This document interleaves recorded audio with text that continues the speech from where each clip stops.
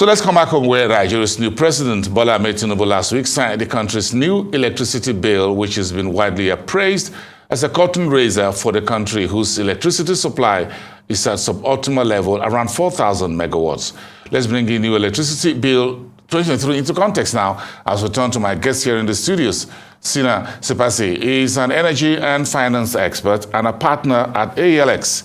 Well, thank you very much for coming this evening. Thank you. It's a holiday evening, so we appreciate getting out of the house, enjoying the little holiday we can get and relax. So we appreciate your coming in for this conversation. Give me your broad outlook on this new electricity bill. Well, it's the conclusion of a very long process. The conversation around the bill had been going on since 2021. And it is actually a vast improvement on the provisions of the repealed Electric Power Sector Reform Act. So this is a huge improvement on the provision of the Act. And the reason for this is that what this bill has done is to capture a lot of issues in the marketplace that requires tweaking in order to make the marketplace much more vibrant. So a lot of those items have been captured. There are quite a number of interventions that the regulator, NEC, has tried to introduce over the last couple of years. So what this bill has done is to bring all of those interventions to become part of the bill. So instead of implementing those interventions as subsidiary legislation, they are now part of the principal legislation. So introducing certainty and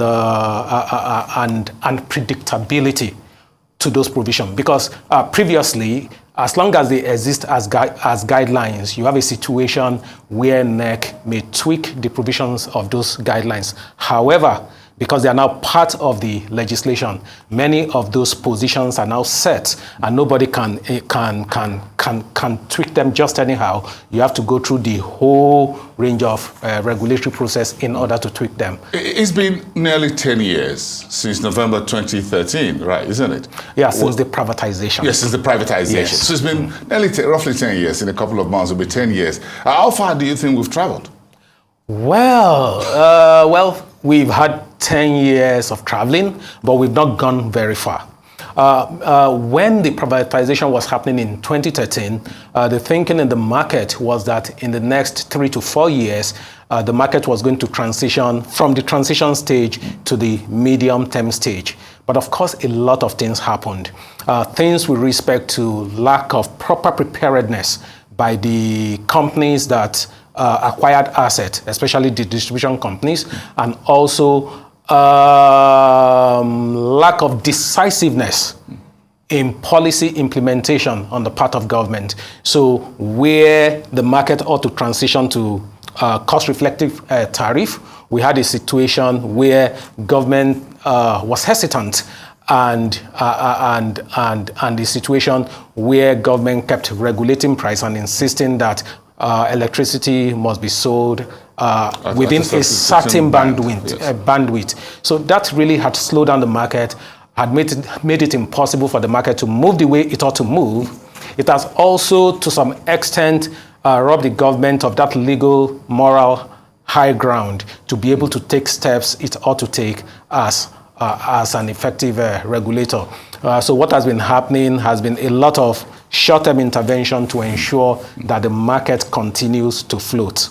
So we just spent 10 years, technically speaking, still on a transition phase, when we ought to have moved to the medium level. So do you see what President Tinubu has just signed as a game changer for the electricity sector? Is it a silver bullet? It will be the silver bullet if there is that political will to actually back most of the provisions with actions. For instance, the Act, for instance, now anticipates the privatization of commercialization of the transmission company. Will that be done?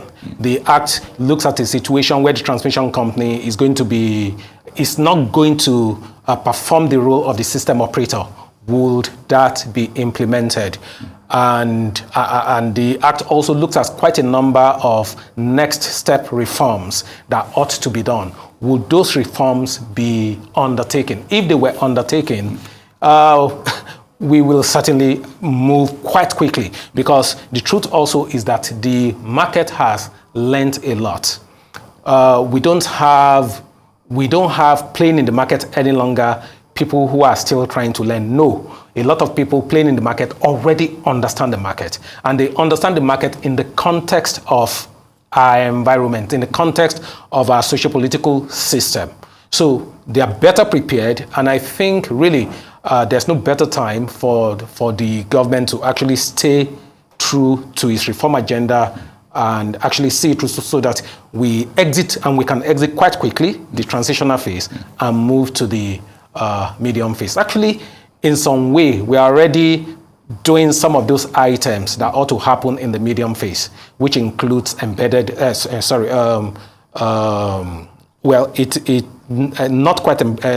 embedded generation is part of it, eligible customer, yes. And it also includes, to some extent, bilateral contract.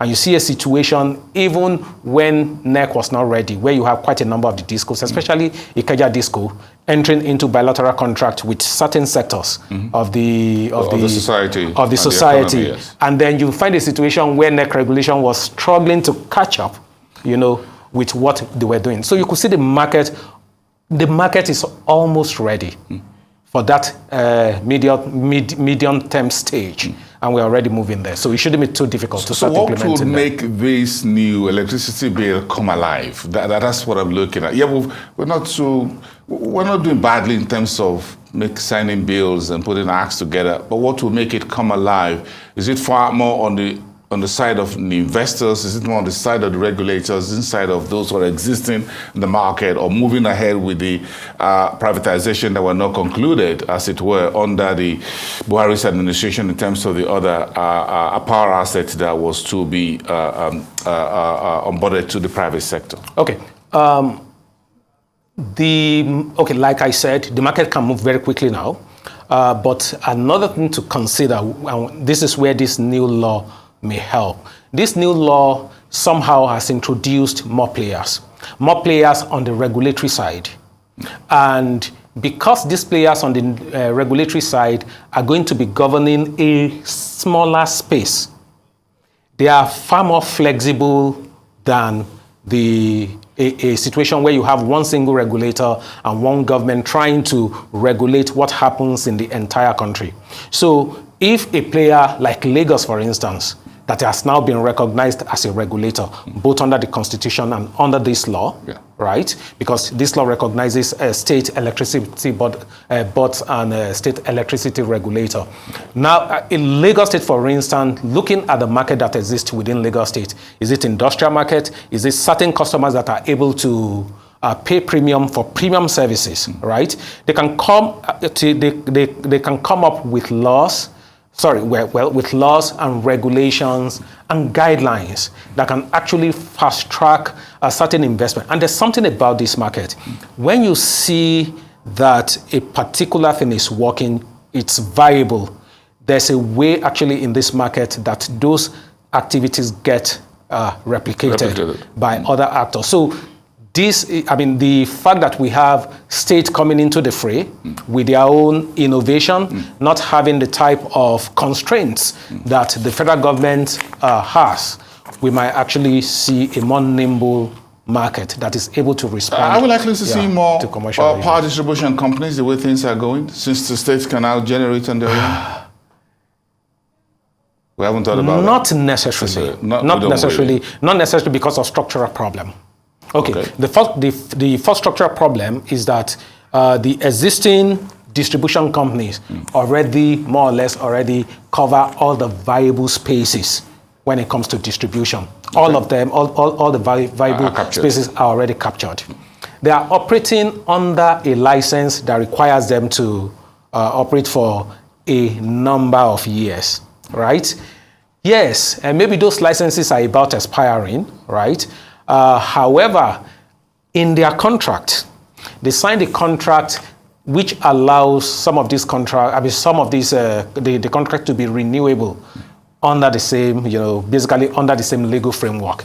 Now we have a situation where the legal framework is changing, where the license holders think that the new regime may unduly maybe reduce the space in which they play. Yeah, it could be an issue for dispute. It could possibly trigger a change in law clause. It could trigger a situation where parties are saying that, look, what you have just done is not anticipated, and you need, even if you're going to renew my license or reduce the my coverage area, perhaps there are certain things or certain compensation that you need to make available in order to ensure. And that's where those of you in law will be waiting. This is for your evening. Thanks for coming. We appreciate it. We're just raising the curtain on this conversation. Let's see how the implementation goes and how we move on from here. Thank you so much for your time. We appreciate it. Yeah, thank you. Thanks for coming. You for having me. We appreciate it.